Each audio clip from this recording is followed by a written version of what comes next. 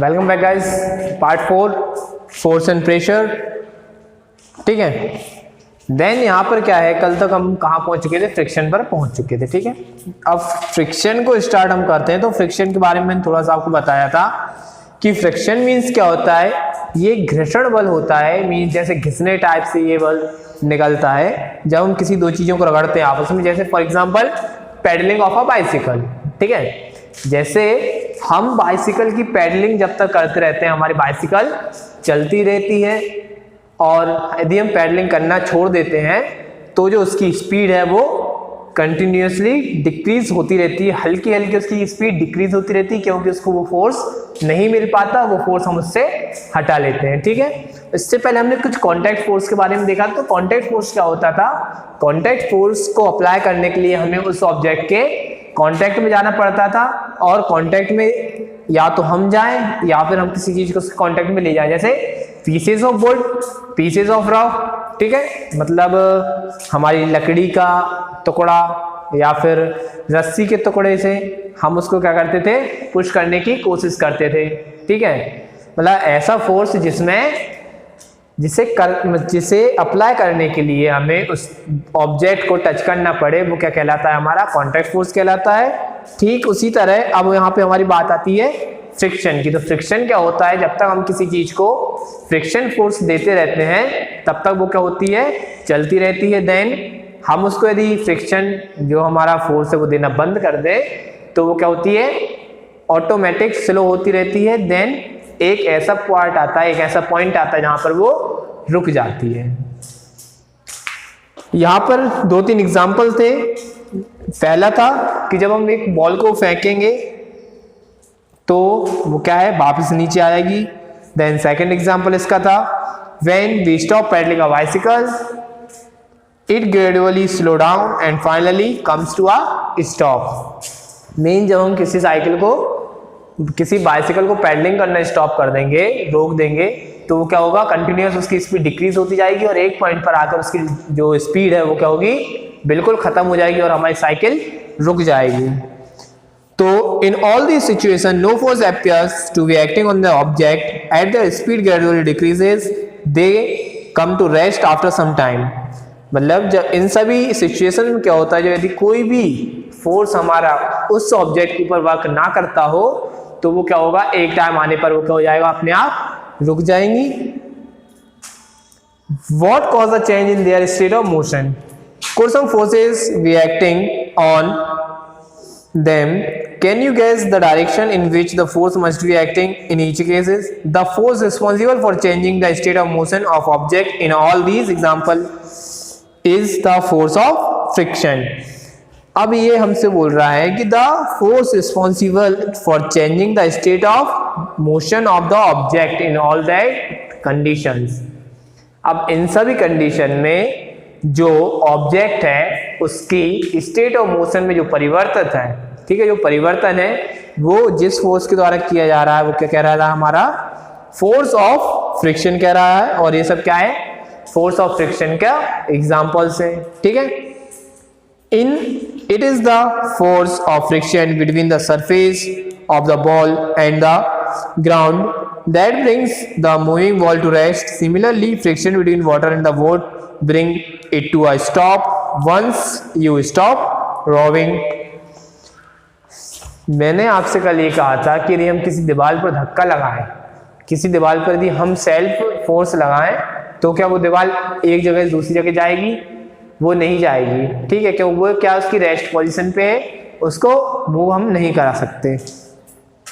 The force of friction always acts on the moving object and its direction is always opposite to the direction of motion. The force of friction, यहाँ पर हमें एक point ये मिलता है कि जो फोर्स ऑफ फ्रिक्शन है वो सिर्फ एक मूविंग ऑब्जेक्ट पर ही काम करता है। जैसे हमारी साइकिल यदि चल रही है, ठीक है, साइकिल यदि हमारी चल रही है तो क्या हो रहा है, हमारा फोर्स ऑफ फ्रिक्शन उस पर अप्लाई हो सकता है। And its direction is always opposite to the direction of motion.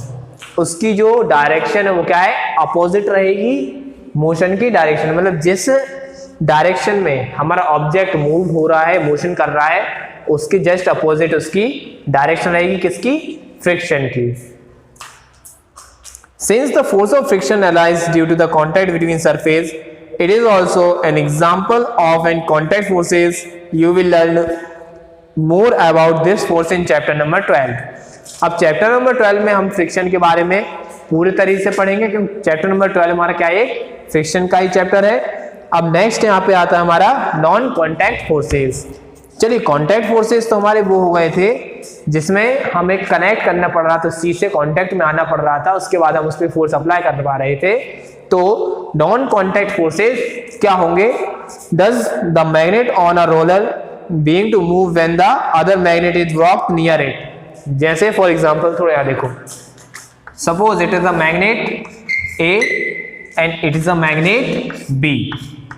ठीक है, ये क्या है, मेरी मैग्नेट है, इसको मैं नाम दिया ए। ये क्या है, मेरी मैग्नेट है, इसका नाम दिया मैंने क्या, बी। अब ये दोनों क्या करते हैं आपस में? यदि मैं ए को मूव कराना चाहता हूं तो मुझे जरूरत नहीं है कि मैं उसको टच करके इधर से उधर करूं। मैं मैग्नेट बी को ए के क्लोज ले जाऊंगा, ठीक है, ए के पास ले जाऊंगा, और जैसे जैसे मैं बी को मूव कराते जाऊंगा वैसे वैसे मेरी ए भी मूव होते जाएगी। जैसे हम पहले किया करते थे कि एक मैग्नेट को ऊपर रखते थे कागज के और एक मैग्नेट को नीचे रखते थे, देन हम नीचे वाली मैग्नेट को भी खिसकाते थे तो हमारी ऊपर वाली मैग्नेट क्या होती थी, खिसकती रहती थी। यदि ऊपर वाली खिसकाते थे तो नीचे वाली खिसकती रहती थी। ये सब क्या होते, ये नॉन कॉन्टैक्ट फोर्सेस के तौर पर इसका एग्जाम्पल हमें मिलता है देखने को। Does it always move in the direction of the approaching magnet? और जो मैग्नेट ए को मूव करा रही है, मतलब मैग्नेट बी जब ए को मूव कराएगी तो ए उसी डायरेक्शन में घूमेगा जिस डायरेक्शन में हमारी मैग्नेट बी उसको घुमाना चाहती है। जैसे यदि हमारे मैग्नेट ए को हमें नीचे ले जाना है और यदि बी को हम नीचे ले जा रहे हैं तो हमारी जो मैग्नेट ए है वो क्या होगी, डाउन जाएगी। यदि ए को हमें ऊपर ले जाना है तो हम बी को ऊपर ले जाएंगे तो हमारी जो ए है वो क्या होगी, अप कंडीशन में आती जाएगी। ठीक है, इस तरह से हम नॉन कॉन्टैक्ट फोर्स को समझ सकते हैं। Yes, have learned, you have learned in class 7th, class 6th that like pole of two magnet repel each other and unlike poles attract each other। ये वही बात आ गई हमारी कि जो हमारे मैग्नेट के दो पोल्स होते हैं, कौन से होते हैं, P और S होता है कि N और S होता है, बताओ। तो हमारा जो N पोल है और ये हमारा क्या है, S पोल है। ठीक है, ये हमारा N पोल है, ये हमारा S पोल है। यदि मैं N पोल को N पोल के पास ले जाऊंगा, ठीक है, तो ये दोनों क्या करेंगे, आपस में एक दूसरे को रिपल करेंगे। यदि मैं S पोल को S पोल के पास ले जाऊंगा तो ये दोनों आपस में एक दूसरे क्या करेंगे, रिपल करेंगे, मीन्स एक दूसरे को अपने पास से दूर फेंकेंगे। ठीक है, अब इसके जस्ट अपोजिट ये मेरी मैग्नेट, ये भी मेरी मैग्नेट, दो मैग्नेट हैं। अब इसमें क्या होगा, ये तो हो गया मेरा N पोल और ये हो गया मैग्नेट का S पोल, ये हो गया मैग्नेट का S पोल और ये हो गया मैग्नेट का N पोल। यदि मैं इस N पोल को इस S पोल के पास लाता हूं तो ये दोनों क्या करेंगे, एक दूसरे को कनेक्ट कर लेंगे, और इस N पोल को यदि इस S पोल के पास लेके जाता हूं तो ये दूसरे क्या करेंगे, ये कनेक्ट कर लेंगे। बिकॉज जो हमारी मैग्नेट होती है इसके सिमिलर पोल एक दूसरे को रिपल करते हैं और जो अपने क्या है, अपोजिट पोल्स जो होते हैं वो एक दूसरे को अट्रैक्ट करते हैं। ठीक उसी तरह जैसे यदि हमें फ्लो ऑफ इलेक्ट्रॉन या फ्लो ऑफ इलेक्ट्रिसिटी चाहिए, इलेक्ट्रिसिटी जब हमें चाहिए होती है तो, और कोई भी मॉलिक्यूल या कुछ एटम भी बनाना होता है तो क्या होता है, एक पॉजिटिव और एक नेगेटिव आपस में रिएक्ट करते हैं।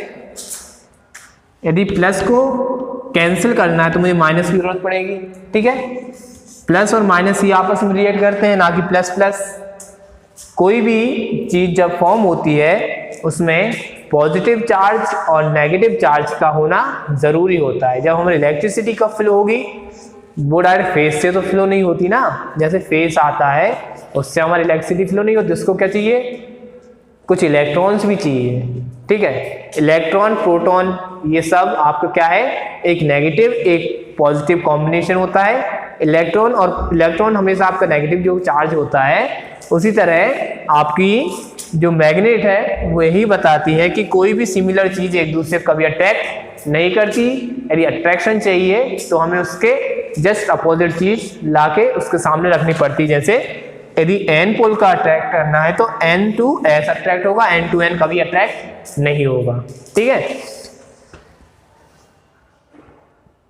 और repulsion between object can also be seen as another form to pull और push. Do you have to bring the magnet in contact for observing the force between them? A magnet can extract force on another magnet without being in contact with it. The force extended by a magnet is an example of non-contact force. अब magnet के द्वारा जो force दिया जाता है वो क्या है, एक एग्जाम्पल है नॉन कॉन्टैक्ट फोर्स का। ठीक है। बात करते हैं यहाँ पे नेक्स्ट आ गया हमारा इलेक्ट्रोस्टैटिक फोर्स। अब इलेक्ट्रो मीन्स हमारी इलेक्ट्रिसिटी होती है। A straw is said to have acquired electrostatic charge after it has been rubbed with a sheet of paper. Such a straw is an example of charged body. A straw is said to have acquired electrostatic charge. अब एक straw ले ली हमने, ठीक है, उसको वो क्या रहेगी, एक इलेक्ट्रोस्टैटिक चार्ज को अपने पास रखेगी। मतलब देन हम इलेक्ट्रिसिटी से जो भी फोर्स अप्लाई कर सकते हैं वो सब हमारे इलेक्ट्रोस्टैटिक फोर्स के अंदर आता है। The force exerted by a charged body on another charged or uncharged body is known as electrostatic force। मतलब एक चार्ज्ड बॉडी से दूसरी चार्ज या अनचार्ज्ड बॉडी पर लगाएगा जो भी फोर्स होता है वो क्या होता है, एक इलेक्ट्रोस्टैटिक फोर्स होता है। This force comes into play even when the bodies are not in contact. इस फोर्स के लिए जो बॉडी है वो क्या है, नॉन कॉन्टैक्ट भी रहती हैं। The electrostatic force therefore is another example of non contact forces. अब जो इलेक्ट्रोस्टैटिक फोर्स है वो क्या है, नॉन कॉन्टैक्ट फोर्स का भी एक उदाहरण होता है।